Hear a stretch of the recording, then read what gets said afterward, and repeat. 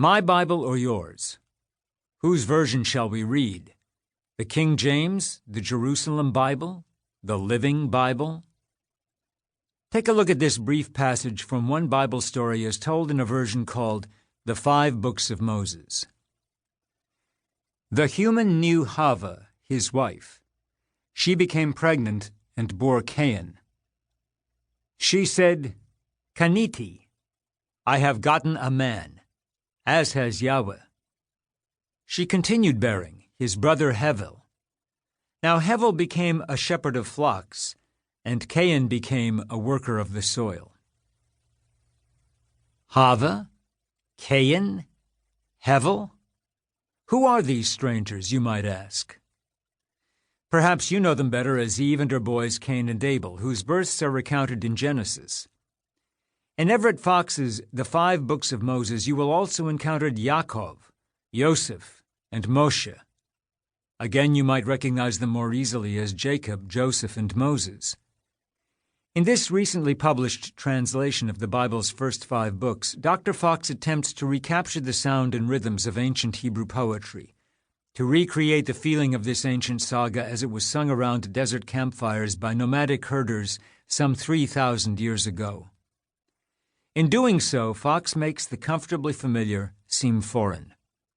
All of those art museum paintings depicting a nubile, blonde, blue-eyed European Eve holding an apple simply don't jibe with the image Fox conjures of a primitive Earth Mother from a starkly different time and place.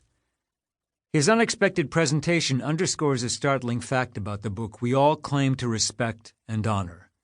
There is no one Bible. There are many Bibles. A stroll through any bookstore demonstrates that reality.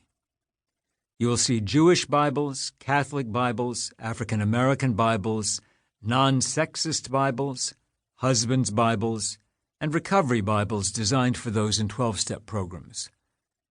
Then there's the Living Bible, as opposed to the Dead Bible and the Good News Bible, both written in contemporary language. So far, there is no Valley Girl or Baywatch Bible. Give it time. So how to choose? The King James Version is still the most popular translation of all. But God, Moses, and Jesus didn't really speak the King's English, and all of those these and thous and verbs ending in eth are confusing and tough on anyone with a lisp. The New Revised Standard Version is clear and readable, but it lacks poetic sweep. Then there are dozens of other versions, each proclaiming its superiority, some claiming to be more faithful to the original version. It brings to mind the words of the world-weary philosopher in the biblical book of Ecclesiastes. Of making many books, there is no end. What would old Ecclesiastes say if he walked into a bookstore? Do too many translations spoil the biblical stew? This question lies at the heart of so much popular confusion about the Bible. We can't agree on a version.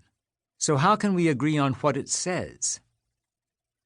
Where did this flood of Bibles come from? How did such an important document come to be so many different things to so many different people? Or, as the English poet William Blake put it nearly 200 years ago, both read the Bible day and night, but thou readst black, where I read white.